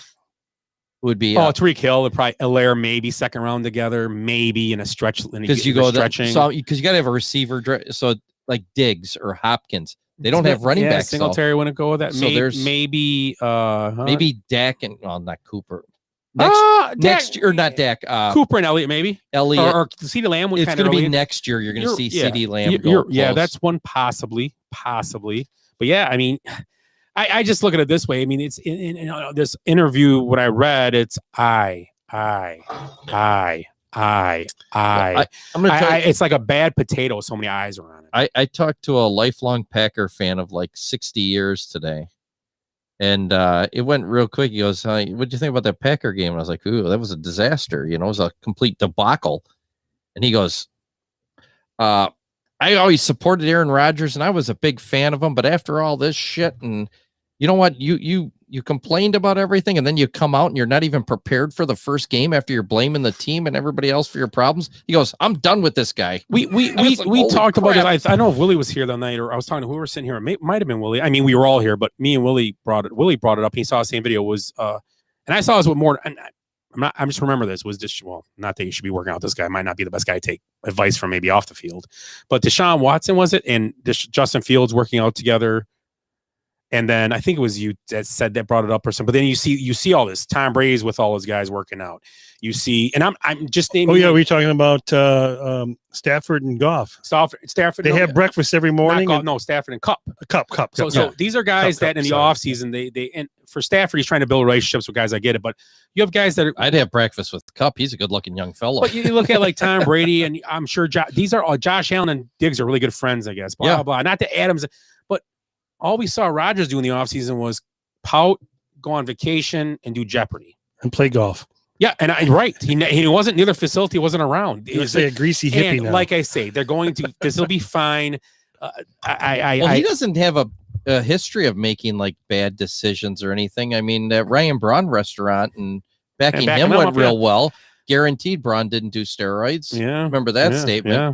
But do you think that, I mean, and people talking about not blaming the Packers coaches for not playing in preseason. Well, I know that Mahomes didn't play on preseason. I know Tom Brady didn't play a ton. Dak Prescott didn't play at all in the preseason. So that you can't use that excuse. I think it's just more of his disconnection. I think it's a big disconnection. They can all you want being on the field, these guys, and blah blah blah. I don't know, and they're going to be fine because that division. That I don't know. Maybe that changes the division. Maybe 10 wins that wins that division. It's the Packers, but maybe 10 or 11. Maybe it's the Redskins type thing. This division became with the Packers getting beat like they yesterday. It's only game one, and the Packers go 16-1 now. We all know that it could happen. Okay, I don't see that. Is this division possibly the worst division in football now? I was thinking the same thing. Is it? Honestly, they're all still in first place. We'll talk about this later. I got this. Maybe come on in our segment later. We're coming up. I don't know. But our last game was the Bears-Rams, and the Bears go out to LA, and they struggled. I figured the only thing I didn't like the struggling is the defensive back struggled a lot more than I thought they would. Matt Stafford's debut was very good. I actually rooted for Stafford in that game because I know the Bears aren't going anywhere. So I actually rooted for Stafford. He deserves this, what he went through in Detroit. And nothing, I'm not banging on Detroit, obviously, Willie. You know, he should. But what he went through, he's on a team now that it's set up to win. And they even said in the pregame, Collinsworth made a comment. They walk through the facility and these guys are all smiling and they look like almost like they know something we don't know. And I think these guys, they say these defense on the Rams, when Matthew Stafford beats them in practice, they high five because like, yes, we got a quarterback that can go with us now. They're gonna if we can't keep it up, we can't keep up and get the win. He'll get the win for us. And I think the Rams are built to do very well this year. The Bears game might not be your best thing. I thought the best thing about the Bears last night in this loss, 34-14 at LA, was their offensive line was better than I thought they would be. Montgomery had a good game rushing. They pass protected pretty well overall until they were in situations where you knew they were passing. Aaron Donald took over a couple times, and that's how it goes. I still don't understand the Andy Dalton thing. Not that Andy Dalton did anything terrible. He did throw a pick early, but Andy Dalton playing in that game did nothing because the problem with the explanation Chris Collinsworth gave on the broadcast was, well, he needs to understand he can't hold the ball too long and get rid of the ball. Like that play at Komet he wouldn't have made. That's a play that Dalton makes. And 3 minutes later he goes, but, if Fields was in here, then the read option worked way better. You would freeze guys better and you could work more. Well, what do you want? Here's the deal. Do you think we all know for a fact Peyton Manning was terrible his rookie year? God awful. He was almost, you would watch him and go, this guy. Some people, I remember Ryan Leaf was starting then. It was still, they were like, these guys both are terrible. Right. Okay. He's all, you make mistakes. What is about these guys is how they're built in their heads, how their makeup is. What'll happen next game? Will they progress and get better? And if Justin Fields goes and starts in 2 weeks, 4 months, 5 years, whatever, if he's not good, he's not going to be good. It's not, he needs to get better now. And when he was in the game, it was a different game. He ran one in, he had a couple nice throws. They made nice plays. It wasn't, would they have won with him? No, they would have lost the game. This is not me saying they would have won the game if he plays, but it changes the dynamic of the game in your offense. This guy has to learn against the best, and Aaron Donald and that defense is one of the best. And what are you waiting for? What do you wait? Now this weekend's the same? No, probably not, because Dalton did a good. Well, we'll find out. Well, then you probably listen today. Is Dalton still a starter? Have they? Yes. Okay. Yeah. And- Because Nagy's like, And Dalton, this is the week he should Jesus. start. Yeah. This is the week he should start against the Bengals at home. This is when he should start. no, Not that the Bengals are a pushover. No, they're thinking but it's a team that you can compete against. That you're gonna lose. You're gonna lose anyway with Dalton probably to this team because I think the Bengals are a better team, and the way the defense play, you need a guy that can score points now. You can't mess around, and this is the problem. because after they play the Bengals, they play the Browns. The Browns, and then they got the Lions. Then they got the Lions. So this it doesn't get any easier. What'd you think about the filming though? It was constant. You know, Dalton's out there. I agree. I Bleacher Reports pulling up shit in the first quarter about, well, why is Dalton's struggling? It's like he didn't struggle. I mean, the whole team was. He didn't look out of place out there. Yeah. Yep. But it was constant. It was the filming. Then they'd show Fields on the sideline standing there, you know, with a sucker or whatever he's doing, you know. Yeah. And it'd be like, then they go back to Dalton every incomplete pass, Hey. and they flash over to. It's like. Yeah. he was out there Christ. with his helmet strapped. on. Everybody knows It's like the Fields is camera going to work. be the It's quarterback. like the camera work after the Cowboys took the lead. It panned right over to Brady, and Brady came out of a phone booth. Yeah, exactly. But it was actually the blue tent. It was the blue tent he came out of. Not a phone. Oh my god, I can't even. James keeps raising his hand. What do you want? Turn your mic on. Oh my god, Be a professional. guys, Be a guys, professional. No, I'll tell you right now. If you give us something we already talked about because you It's walked Matthew in late. Stafford. Okay, give us. Let's see. Matthew Stafford. Fun fact: that was his highest QBR ever at Willie already said it. 156.3. He never had one higher than Where 150. I said that earlier. Well, we just talked about the. I'm Bears now. kidding. He didn't Oh, say okay. that. No, but it is. It's 156.1, and it's history and with his debut of a new team. Yeah. And that was also Jameson what he did. First player in NFL history to throw 5 passing touchdowns on fewer than 150 yards. I was gonna say that. Hey, beat you to it. I'll take that quarterback. Not him, bud. Well, I'll take. Hey, do you think you think Bill Belichick is kicking himself in the balls right now for not picking up Jameson last year instead of Cam Newton? Yeah. Oh, yeah. Last year. I'm just saying. Well, did you see what Drew Brees said too about that? They weren't going to win last year. Yeah. Drew Brees said he was like, well, maybe that's what they needed, referring to the deep ball. Oh, he had 2 deep ball touchdowns. Yeah. Oh. So that was the game. So that was the games. Let's get to our good, the bad, and the ugly. That is our new segment. And we'll do our good first. We'll go to the bad and ugly. Well, second. Hop was saying they had 17 penalties too. That They killed should them. beat the Bengals as long as they don't have 17. I don't think the Bears had 17 penalties last night. Who? No, they didn't have 17 penalties. The Bears. No, that game was really clean. Actually, it was a real quiet. Maybe the Bear. Maybe I don't know. No, it wasn't 17 for sure. I bet there was maybe not even 17. 3. Yeah, it wasn't that many at all. Maybe it was something happened in the past. I don't know. I don't remember. Yeah, whatever. Anyway, so let's go. Anybody to got a bad score news. update on the? The Vikings had 17 penalties yesterday Oh, against the Bengals. I gotcha. Okay, so what was that? 14-10 third quarter, Ravens are up. Lamar Jackson did have a touchdown, I believe, and I don't know who their running back is, but they went for it on fourth and 1 from the 40, and he ran it in. Oh Williams, yeah, Williams. Yep. Okay, so good and the bad. Let's go good. Ed, you're good from, and it could be anything. It doesn't have to be football necessarily, but give me the good, the bad. Good. Ed, you got one? Yeah, I had a good bit. My good was Kyler Murray. He was fantastic yesterday. A lot of people were going with Jalen Hurts, but I like Kyler Murray yesterday. Yeah. Do you want me to do the bad and the ugly? Too? No, we'll go around. yeah. Okay. Good. My good is Oregon beating Ohio State. That's a good one. Nice. I like hate it. the fact without their best 2 defensive players. Yes. The number 1 pick in the Yes. draft possibly wasn't Yes. playing this week. You're all right. Absolutely. That was an incredible win. The line jumped up to like over 12-14 in favor of Ohio State when that happened. So is yeah. the Big Ten the worst league? Possibly no 9 wins might win it. Well, Michigan moved up to 25 now. In the Did they? top 20? Yeah. Yeah, they're 2-0, aren't they? Yeah. Beat Western. I have an honorable mention for the ugly. No, we're not doing the ugly. Oh, you're not? Oh, No, listen. Good Oh, is yeah. good. God, you Good, kids. good. Oh. Pay Bad, attention. bad. Ugly. Oh. You can do an ugly. The Oh, bad is okay. Jace walked in. That's the bad. No, I'm Oh just my kidding. God. Were you watching a different podcast? I listen to other podcasts. So Obviously. your good was my good is I had a couple, but I'm gonna go with this. My good is Matthew Stafford Yep. And where he is, and I think where he's going to end up possibly this year. I believe it's Matthew Stafford this week. My good. So the bad. I'm going with the obvious. Aaron Rodgers was fucking horrible. His hair too.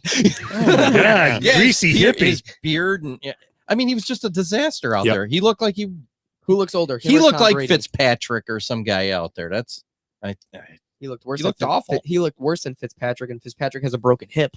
Yeah. Go ahead. I'm going to go the bad. I'm going to go with the fact that Al Michaels didn't know who Matt Stafford's wife was. The camera didn't know. They showed well, her. he's like going with it. You got to.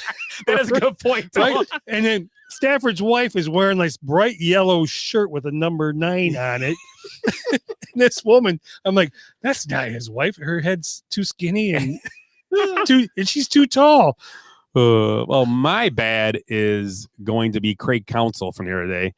And not because he pulled Corbin Burns during his no-hitter, but because he didn't pull him any earlier because he should have, because you're going to pull him at 115, might as well pull him at 100 and bring in your bullpen who's going to shut the game down anyway. So that's the bad. It's Craig Counsell's. The manager on the high horse there, Craig Counsell, just loses me sometimes because it was a perfect example. It was his poor managing. If you're gonna pull, you're gonna pull him out anyway. So pull him and bring in your eighth inning, bring ninth in inning. Williams Yes. and then bring in Hader. That's what to you've done all finish it year and finish the game. And why do you have to make it a combined no hitter? It's gonna be combined either way. What you do, you knew in your head he was not coming out in ninth inning. Right, he wasn't coming out in ninth inning, so it was. I mean, maybe those 3 guys that were coming up that inning, he dominated them during.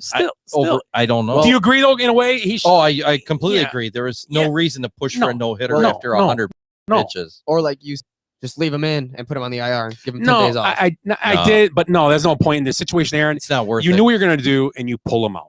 You pull him. I did say we were the 9th no hitter. You leave him in on pitch, but he wasn't gonna throw a no hitter anyway. If he stayed in, he was probably. I mean, chances are he wouldn't have, and we got to probably 125, 130. Yeah, you can't do that because then what happens is the worst, and we're sitting here even worse on Craig Counsell.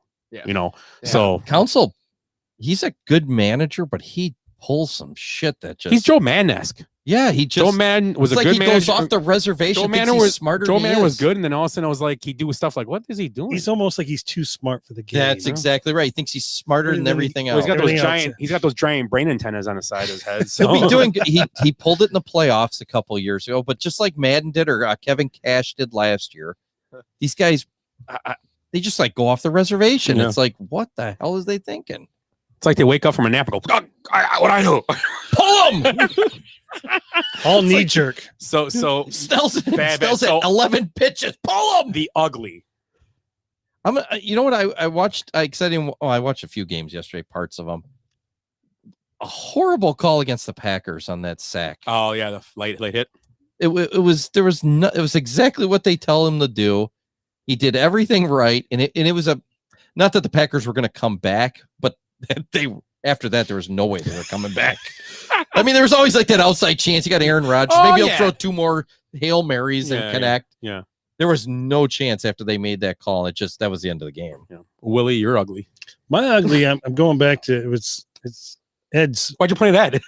Well, it's Ed's. He's going back to Aaron Rodgers. Aaron Rodgers had a 36.8 passer rating, and his team scored 3 points in week 1, which are the fewest in history for reigning MVP in his first game following this season. So, I mean, that is just some ugly stats right there. I'm doing my ugly first. I So would zip not. it. I would like to add to that. Yeah. If a quarterback threw the ball into the ground for every one of his pass attempts, he would have a higher rating. That's not true. Yeah. Interception screw you over. Right. That's awesome. Best thing Jason said all day. So one of us here could have higher quarterback rating than Aaron Rodgers. That's right. Exactly. I might have. I don't remember. So my ugly is, I'm going to make it pretty simple. The NFC North. Yeah. That is the ugly. That is the ugly right now.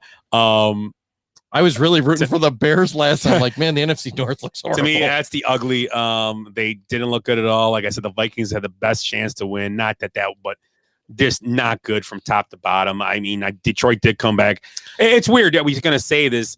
I mean, out of every team in the NFC North, the Packers were the worst looking team. Yeah. The Bears were a pretty close second. Detroit and Minnesota played pretty well, I thought. I mean, Detroit played a good opponent. Yeah. San Fran's going to be a team we're all expecting to kind of hang around and, So anything honorable mentions for this real quick? If you got anybody extra, yeah. What's your ugly? Honorable mention for this is the referee in the Thursday night football game leaving his mic on, and you hear the ref say, "Or should we just?" Yes. What do you say? So they called a penalty on one of the linemen, but then they were like saying, like, the ref turned his mic on already because he was going to call it. He said, "Or should we just?" Like went into his ear. The line judge who threw the flag. Yeah. So. What does Vegas say? I got another one. I'm gonna give the good to kind of the same theme as my ugly. The good I'm gonna give to the NFC West. The good. There you go. Well, we knew they were going to be good. 4-0. Oh, do we say that the and Dak Prescott I'll give a good too though. NFC North now is back to what it would Chris Berman, the NFC Norris division. That's pretty much. It kind of looks a little rough. Got to have a lot of good goalies played. Yeah, the Packers still are the best team just because their roster. They got to be the best team. Overall. There's no way they can't be. I mean, but let's see what happens. I mean, they didn't do anything well yesterday. Even when the game was close, they couldn't run the ball. They couldn't do anything yesterday. But the Saints, I'm going to defend the Packers. The Saints defense last year were top 5 in rush defense and pass defense. So they were an underrated Why are we all defense. picking them to win that division? Because we talked about this, and I think one of us talked, and we both like. I think we'll blame Eric. Eric didn't like Jameis Winston at all, but I know I think me and you said I give Winston a chance. And I'm starting to, I always say Kyle Shanahan is this, and I still think Kyle Shanahan is a great coach. But I know he's kind of people don't like his attitude and the way he acts. Sometimes I'm fine with it, but man, Sean Payton, he's a great coach. Gets it done. Teddy Bridgewater, he made it into a start for 6-7 games. He went 4-0 or 5-1 with Taysom Hill, and now he has 5 touchdowns out of Jameis Winston and no interceptions in his first start as a Saint. And Hill struggled a little bit the couple times he was in there. They brought him in at the goal line. Yeah, and it's just you know what Peyton motivates his people. Remember, he put Bountygate, put bounties on him. Yeah, but you know what the thing about I think this is a very last year with Jameis Winston not playing in that stretch for Taysom Hill. I believe that Sean Payton took a calculated risk, and his calculator was this: if I play Jameis Winston, he plays well, I lose him next year, and I know Breeze is leaving. If I don't play him, I get him for cheap next year, and I can get him here one more year and see how he plays. I can get him to start my whole year and see how he goes. I think Sean Payton is kind of a scammer there. I don't think the union would like that, but I think there is no reason why Jameis Winston shouldn't have started over Taysom Hill last year, because Jameis Winston is the quarterback over Taysom Hill. And now you can see he looked. I mean, it's a long season, and the Packers didn't play well. The Packers, if you played that game in 6 weeks, that game is a lot different. I don't know. I'm not saying the Packers if win, but it's 27-24 or 35-31. It's not going to be I agree. that score ever again. It will never be that score again. I promise you. So you're talking about Jameis Winston. So they were talking to Dan Packers, talking to Peter King. He interviewed him. He said, "Tell me about the best play you had in that game." He goes, "I'm going to tell you the ball that I threw away." Yep.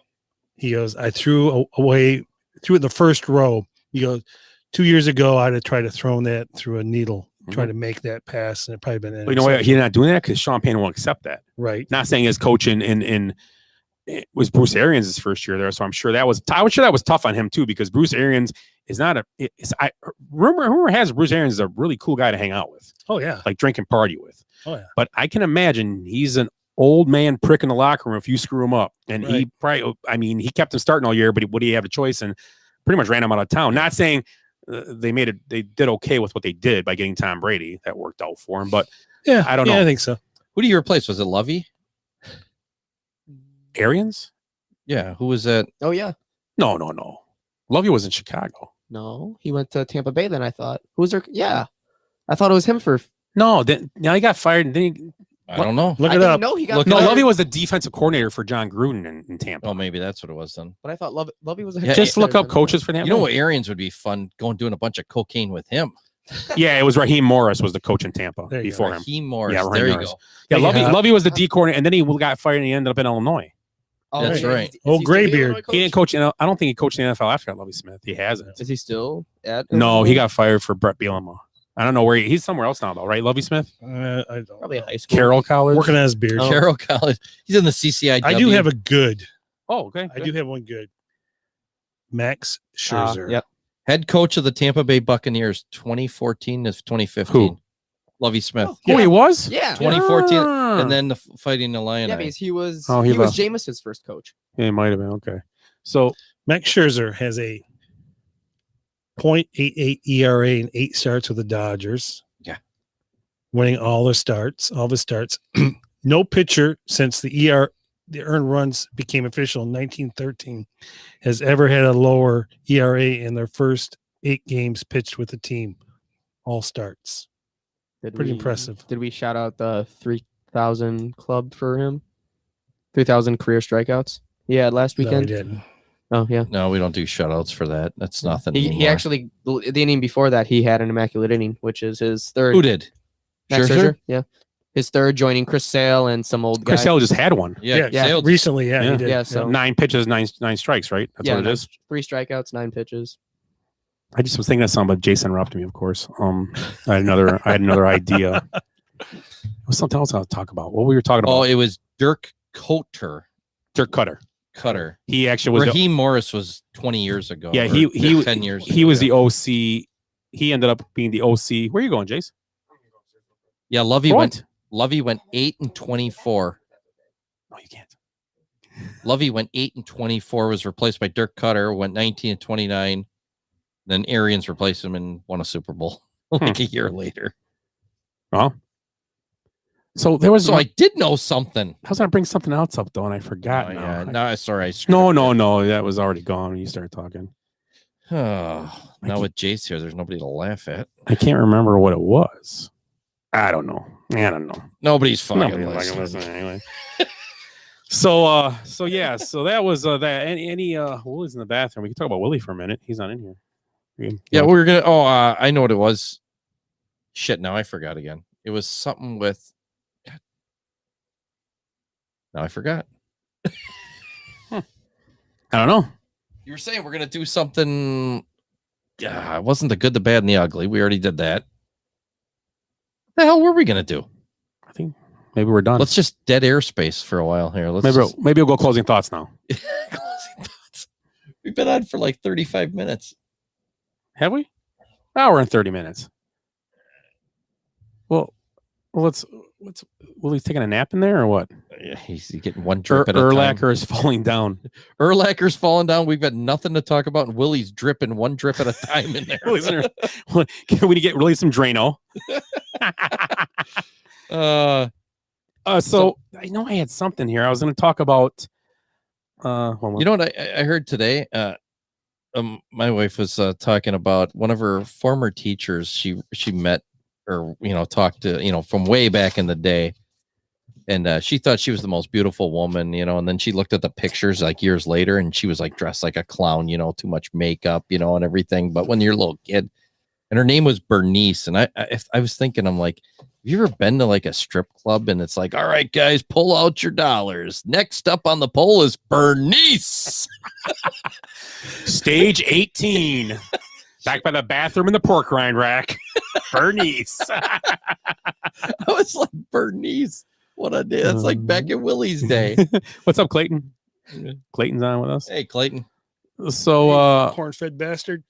I don't know. Are we other things? Do you got anything else to bring up, Willie? I thought you had some. Do you have anything for us? I do. What do you have? I have some dad jokes. Oh, dad jokes. Here we go. Let's go. Let's do one. Let's do it. I had one the other day. I got a joke about pussy willows. Hey, I tried drag racing the other day. It's brutal running in those high heels. Yeah, baby. Yeah. Right for my Bernice joke. All right. Yesterday, I farted on my wallet. Now I have gas money. Jesus. Well, these are bad. I need a booing track or a laugh You track, do, and that's all I judge it. Laugh or boo. I don't know if you guys knew this, but I was once kidnapped by mimes. They did unspeakable things to me. Unspeakable. I did it. Why can't Miss Piggy talk? Why? I've heard this before. Go ahead. She's all hoofs. I don't know. Because she has a frog in her throat. That's a good one. I like that one. I had to turn away. That's a winner. Ed, this is something he goes, he wants to shout out to all the male strippers out there. I do. They're always working hard.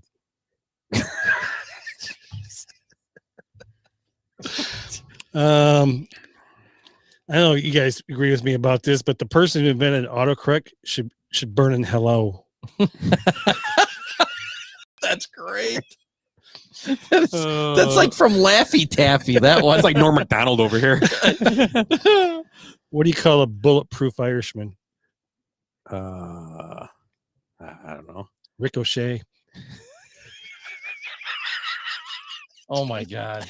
Oh, I had another. I got a Irish joke, couple but it's more if bad. you want them. Go ahead, Willie. What do you call a teacher that won't fart in her class? You're right. Go ahead. A private tutor. It's good stuff, Willie. Good All stuff. right. Hey, I don't know if you knew. I ate 4 cans of alphabet soup yesterday. Yeah. I had the biggest vowel movement ever. You better quit while you're ahead. Jason, Jason, you got one more? You got no more? Jason's back. All right. The little kid's back. Pedophiles don't like to come first in races. They like to come in a little behind. We're gonna Well, that went off a cliff. we're gonna get canceled. Well, he's not a real pedophile. He just plays one on the set podcast. This isn't even Ed talking. Jason, you got any jokes? I'm done. You got any jokes? I know. I can look some up like Eric did the other night. No. Okay, let's go to closing thoughts. Oh my God. Eric, Ed, any closing thoughts? Yeah. You guys ever check out of a hotel? I've checked out of like thousands. Why does it take so freaking long? Or even to check in? Even check-in is even worse. Why? They already got your information. You're giving them every hotel I go into, it's like 30 minutes and they're like looking at everything and they tell you to spell your name like 8 times. And then I go into a hotel in Houston, like last year, and you're just like, what's your name? Where's Bicky? Oh, here's your keys. Take your room. It's like, well, Where's Bicky? how the hell can she do it and these other 80 can't? So I had that situation 2 days ago again. Oh, you got a shower stall tonight, don't you? Oh, I did, yeah. Oh, Let's get in the that's shower. part of the show. Let's get in the shower.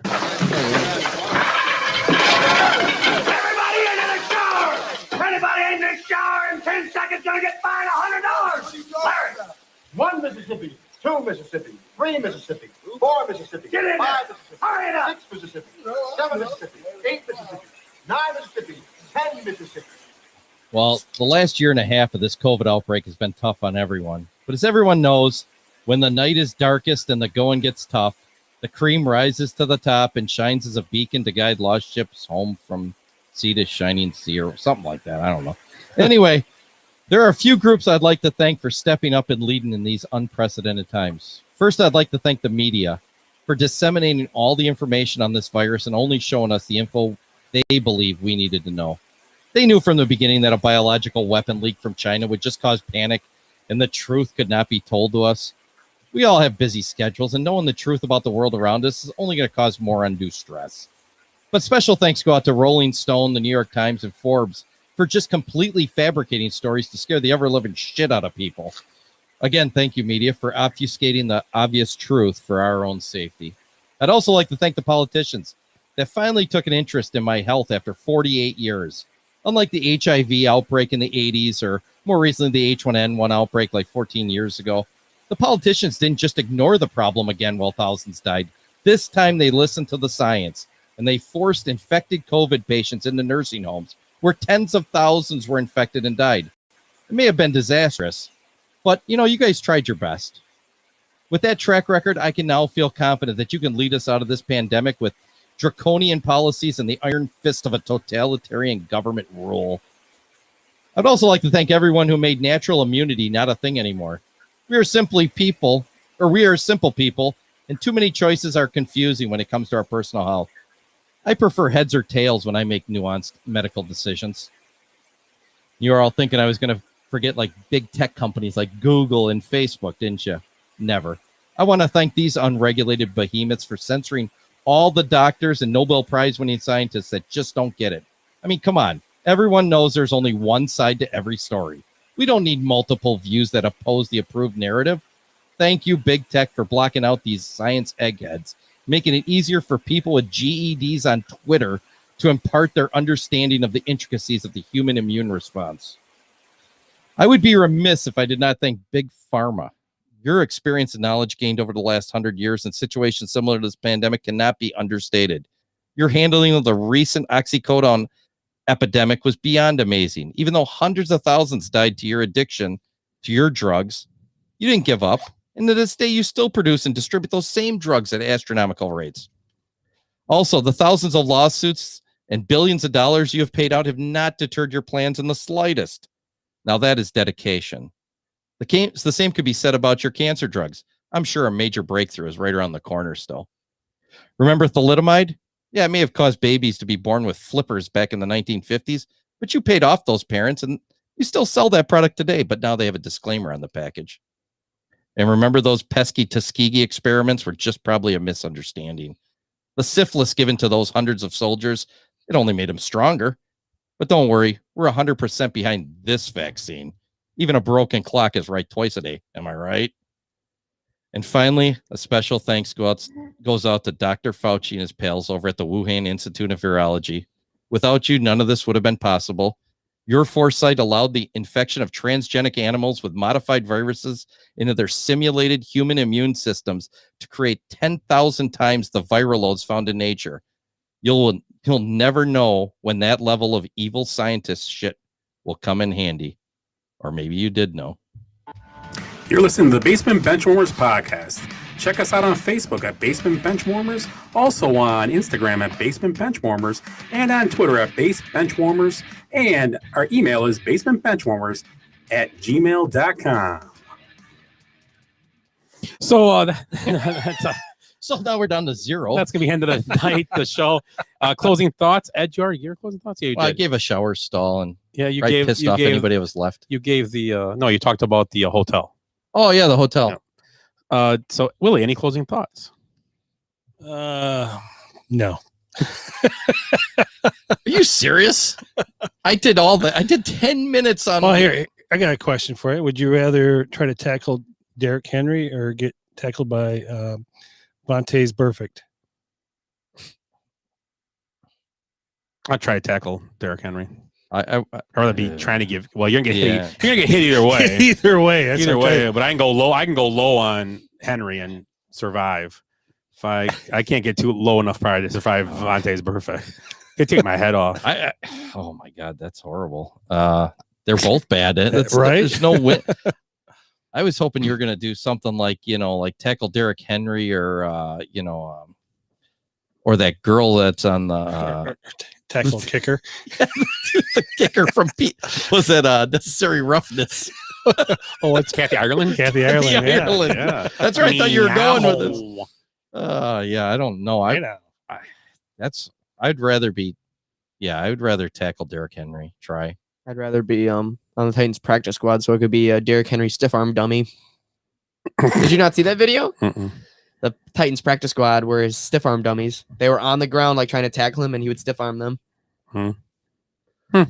I will. So this weekend, I did say we went to Summerfest, and we stopped at a stage to see the band Filter. Yeah, good band. They sounded okay From Chicago. Yeah. And he was trying to. They something wrong with their sound, and they were trying to figure out. So he was kind of talking, and it got to an awkward point in the conversation. But it was funny because he's like, "Oh, I see all the concerts out here." Oh, he's like, "Oh, whatever." Oh, look, Anthrax. It's pretty ballsy naming yourself after something like that, Maybe we should name ourselves COVID. And then he goes in there, cancer. That'd be a cool band name. Or how about AIDS? Holy cow! Was it Sebastian Bach? I was like, whoa. Jeez. Whatever he's on, I want. So he was rambling, and then he fixed his guitar and he started singing again. So that was what bands were you actually going to see? Was it Filter? No, we just went to walk around. Kids checked out. We got some food, hung out. Anything good or no? I had the eggplant from the Taste of Venice. Taste of Venice. Awesome. Yeah. They gave you. But I don't like what they do now because someone must have complained about it. they don't toss it in the Parmesan cheese. You give it a cup of Parmesan on the side, sprinkle yourself. What? So it should be on there when it's hot. Right. Yeah. When they get to you, it's got to melt in. yeah. Almost. So it's almost like, and they give you the sauce is pretty good. Oh, Nobody would eat it with me, so only like 3/4 as of a it. fat guy, I'm not disappointed. Jenny and Sienna tried it. Jace wouldn't because he's not cool. I told him they taste like fries, like mushy They do. fries. Is all They do, yeah. They're good. And then we got some It's good tacos for at you. Bonita's. Salsa's They very were good. okay, but I bet the restaurant's better. What's name is there now too? A couple places. The taco Bel Air Cantina. Bel Air's there. Yeah, I saw I didn't get that there. Jenny got a gyro. It was decent. I tried a little piece of the meat. So food was decent. It's just Summerfest. I got a couple beer. Oh, I had a pumpkin ale, my first pumpkin ale of this fall from Water Street Brewery. Is decent. And what else did I drink? I saw that. I had a vodka lemonade. Yes. So can I ask Jace a question about Summerfest? Mm-hmm. How was the bike ride? What? How was your bike ride? No, you saw some bike riders, right? Oh my god, that was terrible.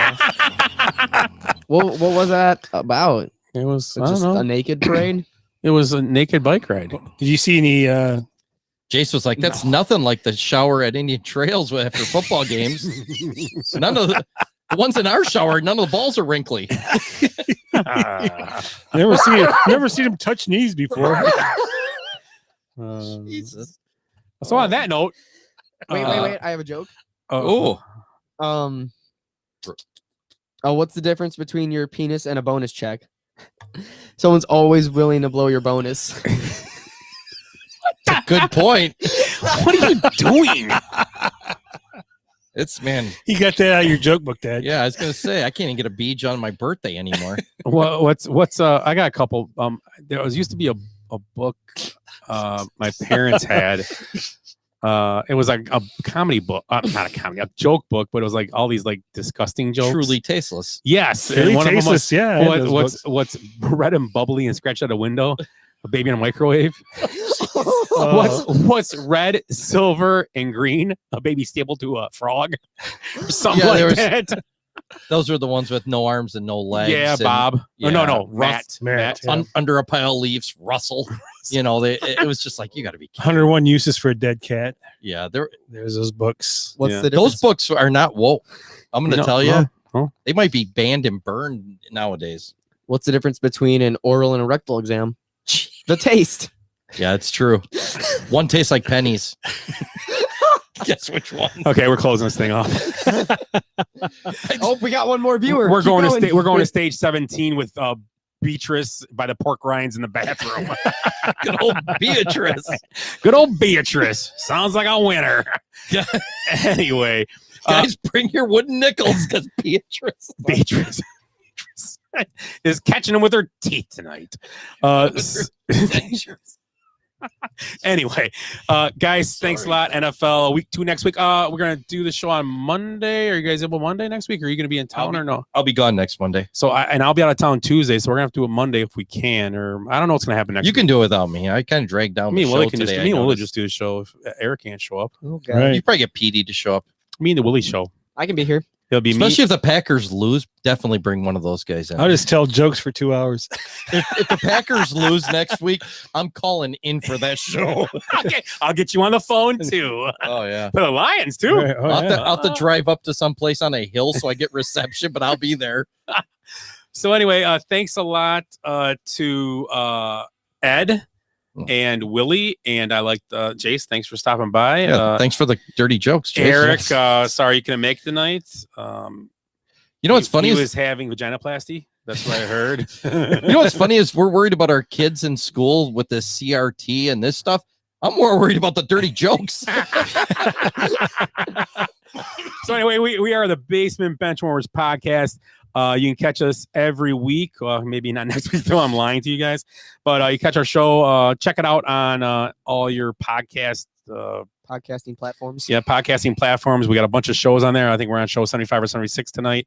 So we've been going at this for a while, once a week almost for almost 75 weeks. Only took a few weeks off. We are like no other. Oh yeah, we're like herpes. We just keep coming back. Can't get rid of us. Coming back. That is true. So once again, we are the Basement Benchwarmers podcast. Check us out on your platforms. And for Eric, not here, and Ed and Willie, and for Jace. You guys have a great week, and hopefully NFC North can win some games this weekend. Take care, everybody. Yeah, for sure. I hate goodbyes. Sorry, folks, park's closed. What happened? I blacked out. Because we did something today that no one thought we could do, including us. So we're going out, we're celebrating, and we're going to rub it in this city's face. I swear I've seen a lot of stuff in my life, but that was awesome. Bye, Felicia. Kids, there's Big Ben and there's Parliament. Let's give them more buys and highs. Every new beginning comes from some other beginning's end. Feels